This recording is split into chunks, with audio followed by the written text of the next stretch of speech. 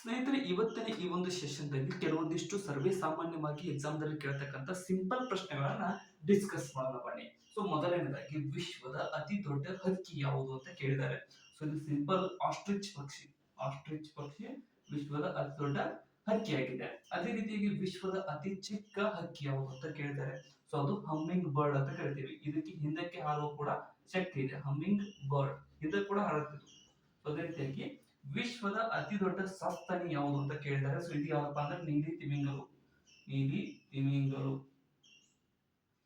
ನೀಲಿ ತಿಮಿಂಗಲು. ಅದೇ ರೀತಿಯಾಗಿ ವಿಶ್ವದ ಅತಿ ಎತ್ತರವಾದ ದೇವಾಲಯ ಯಾವುದು ಅಂತ ಕೇಳಿದ್ದಾರೆ. ಸೊ ಇದು ಅಂಕೋರ್ ವಾಟ್ ದೇವಾಲಯ.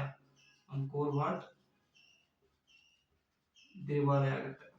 ಸೊ ಅದೇ ರೀತಿಯಾಗಿ ಕೊನೆಯದಾಗಿ ಏನಪ್ಪಾ ಅಂತಂದ್ರೆ ವಿಶ್ವದ ಅತಿ ದೊಡ್ಡ ಪ್ರತಿಮೆ ಯಾವುದು ಅನ್ನೋದನ್ನು ನೀವು ಕಮೆಂಟ್ ಸೆಕ್ಷನ್ ಅಲ್ಲಿ ಕಮೆಂಟ್ ಮಾಡಿ ತಿಳಿಸಿ ನೋಡೋಣ. ಕಮೆಂಟ್ ಮಾಡಿ.